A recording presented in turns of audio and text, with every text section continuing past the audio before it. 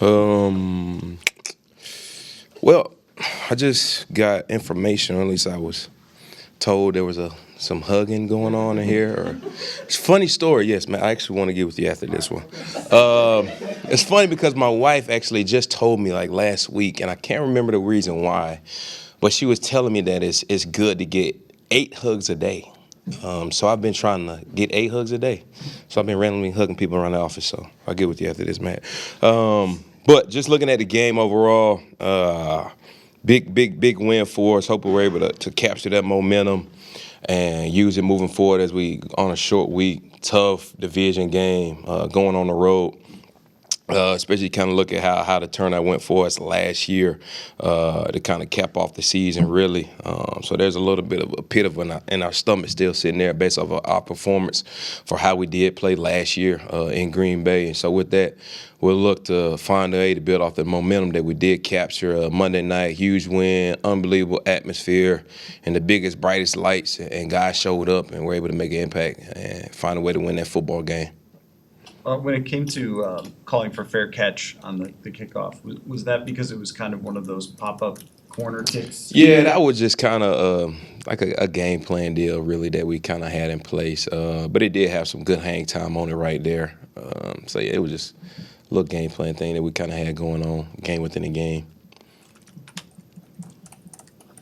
Matt, Greg's had a few misses wide right. Has there been anything maybe mechanical or something that you picked up on? Yeah, well, typically a majority of Greg's misses tend to be missing it right.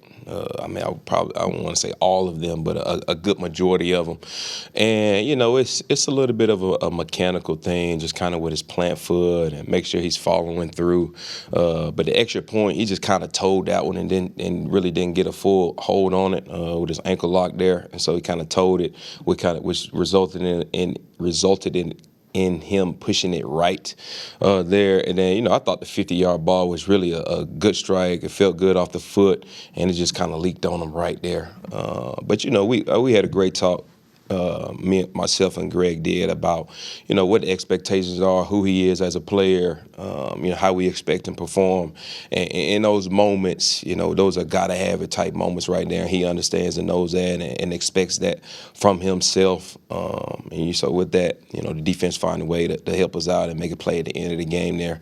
But you would love for us to make that field goal there, make it an 8-point game, and make it even tougher for San Fran to find a way to win that thing there. Do you typically talk to him week to week, or was that just a moment that you? Oh yeah, every week. No, every week, Kev. Greg always comes in after the games on Mondays or even Tuesdays. Rather, usually is when we have those conversations. Usually it's Monday afternoons after all the players are gone.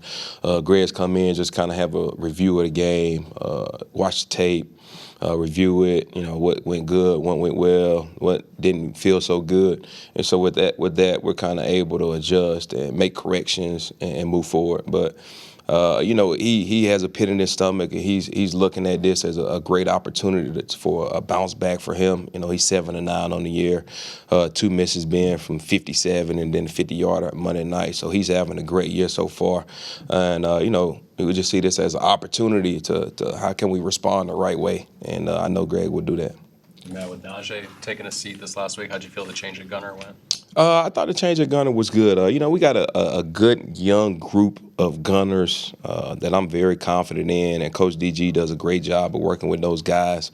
We had Kane in there along with Jay Ward, but at the end of the day, those guys do a great job of working releases, playing fast, taking their shots.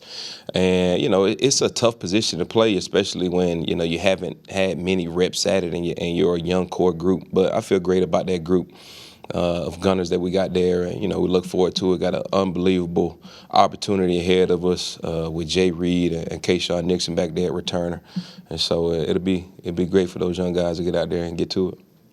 Even though Kane didn't have like a ton of opportunities, how good was it just to sort of get his It was great. It was great. And, there's always, that feeling that when a ball gets kicked off and Kane catches it and does return it, there's a blocker returner relationship there that, firm belief that it's going to go the distance. And so it was great to get him back there, to get his feet back wet.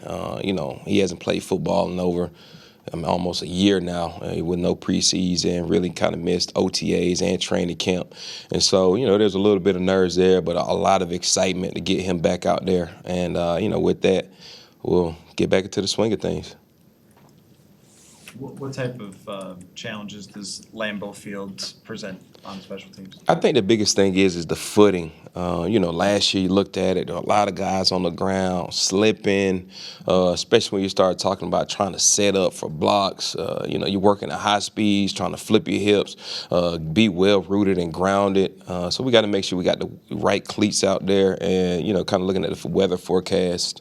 It's supposed to be a little rain in the morning. We're going to get blessed with about 40 degrees, which is really, really good. It should be a great day overall. And so we just got to make sure that we got the right footwear on at the end of the day. The weather affect, the cold affect how far the ball will travel. Maybe there'll be a little bit of wind, expecting 5 to 10 mile per hour winds, which really shouldn't affect us too much from a punting and kicking standpoint. So we just got to make sure we have the right footing at the end of the day, so we can eliminate slipping and falling, and that being the reason why we don't execute. Cool. Appreciate y'all.